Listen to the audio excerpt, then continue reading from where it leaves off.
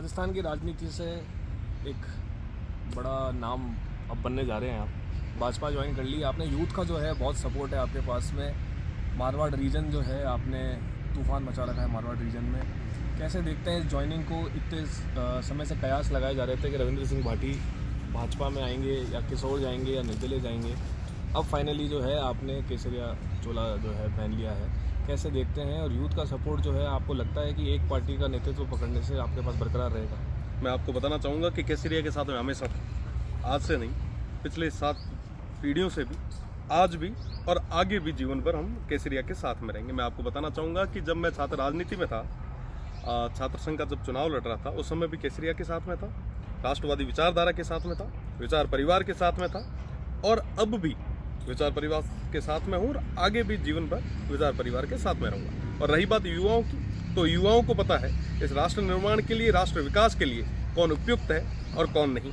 तो मुझे लगता है आने वाले समय में भी, आने वाले चुनाव में भी आदरणीय मोदी जी के नेतृत्व में भारतीय जनता पार्टी का कमल खिला के युवा पूरे तरीके से, पूरे बहुमत के साथ में भारतीय जनता पार्टी को आगे लाए।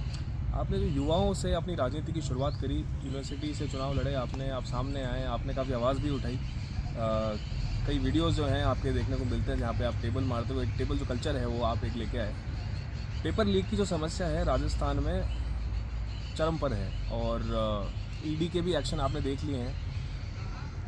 ईडी आती है 2-3 साल बाद में। सचिन पायलट जो हैं कांग्रेस के खुद होकर आवाज़ उठाते हैं। अब कन्फ्यूजन ये बना है कि सचिन पायलट या तो चुप हो चुके हैं, उनको CWC में जब जगह मिली उसके बाद वो आज चुप हो चुके हैं। भाजपा जो है पेपर लीक पे एक्शन आ रही, कांग्रेस ये कह रही है कि आला कमान जो है ईडी भेज देता है।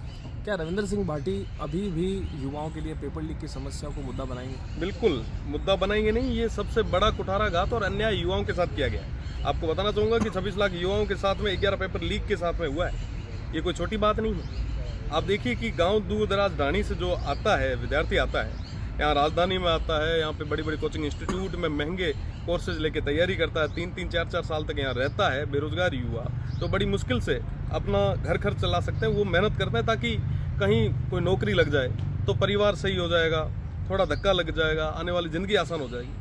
3 साल बाद जब तैयारी करके वो निकलता है और उसको लास्ट में पता चलता है कि साहब हमारा तो पेपर ही आउट हो गया, तो आप सोचो उस पर क्या बीतती है। सीधी सी बात है, मारवाड़ी में कही जा करे कि वो ना रंडूडी टाड़ कहीं देखी जको फाइनली हुआ ना खेत आत्महत्या की तरफ जाना पड़े।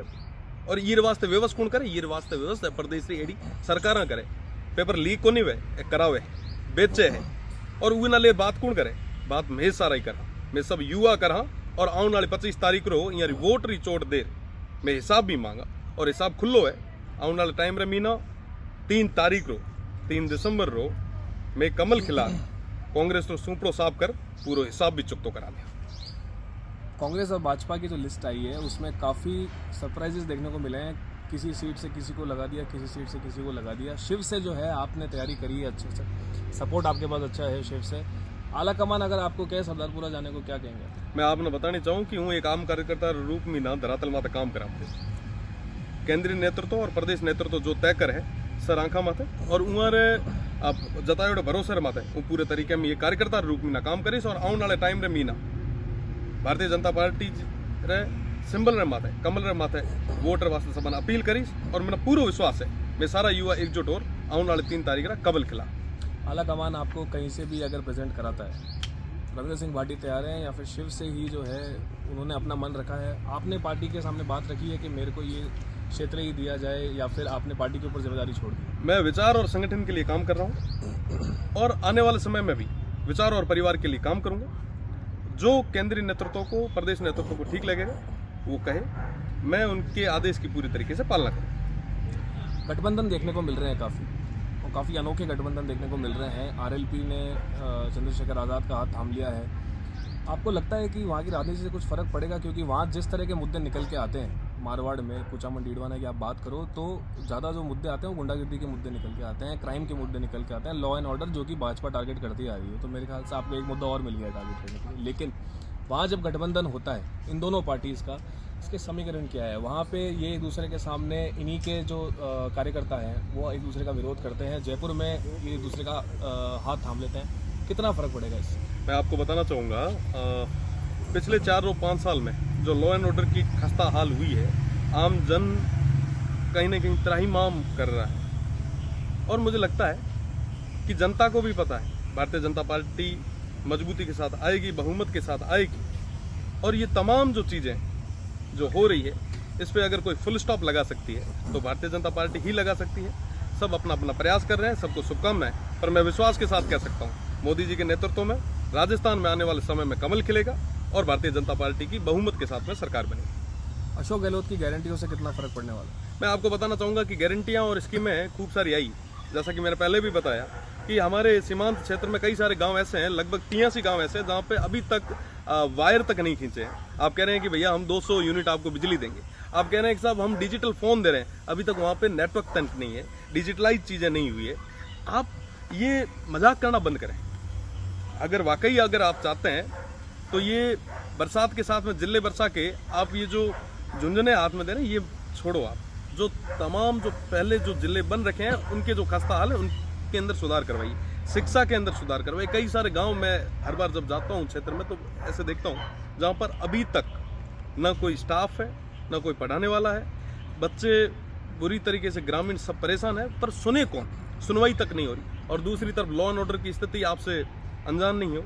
आज तारीख रमीना सभाओं ज़्यादा अगर कि बेरोजगार है तो राजस्थान रमीना, एक टाइम मीना हरियाणा सभाओं टॉप माथे हुआ कर तो के दिन के हमें मैं हरियाणा ना भी लारे राख रहा बलात्कार रमीना में टॉप माथे पेपर लीक रही तो बात ही छोड़ दो। एड़ा रमीना एड़ा माहौल रमीना जब लाल डायरी आगे आवे तो लोगों ने केथन केत उम्र ना यहाँ लगे कि साहब माँ गलत करियो। लाडली बार जो को कांग्रेस सरकार जो को गलती मीना आगी ये बार माँ और पूरी जनता मन बना लियो है कि आने वाले 25 तारीख में वोट री चोट करे पूरा हिसाब बराबर करा और 3 तारीख को बहुमत रे भेड़ो आदरणीय मोदी जी रे नेतृत्व रे मीना भारतीय जनता पार्टी को कमल खिला। आप लाल डायरी की बात कर रहे हो, मल्लिकार्जुन का कहना है कि लाल डायरी में ये लिखा हुआ है कांग्रेस वापस आ रही है। लाल डायरी में और क्या क्या है आने वाले समय में पता भी चल जाएगा और 25 तारीख को जनता भी बता देगी कि लाल डायरी में क्या क्या था, और 3 तारीख को जब रिजल्ट आएगा जब मिलके और भी बात करेंगे। पार्टी का चुनाव से पहले आपका हाथ थाम लेना आपको लगता नहीं थोड़ा देर होगी? देखिए मैंने हाथ थामा है, मैं विचार परिवार के साथ में था, आज भी हूँ और आगे भी रहूँगा, और परिवार के साथ में थे, हैं और रहेंगे, और मजबूती के साथ में कमल खिलाएंगे। पार्टी में आप सबसे युवा हैं अभी और एक सत्तावर नेता हैं, आपकी अच्छी फॉलोइंग है, कार्यकर्ता सपोर्टर आपको सपोर्ट मिलता है आपके एरिया से। कांग्रेस के पास सचिन पायलट है, आपका मुकाबला अगर देखा जाए उम्र के हिसाब से किसको मानते हैं कांग्रेस में? मैं आपको बताना चाहूँगा कि मुझे नहीं लगता कि कांग्रेस के अंदर जो बड़े बड़े लोग हैं वो किसी को आगे आने भी देंगे। वो खुद कहीं ना कहीं जगह भी नहीं छोड़ना चाह रहे।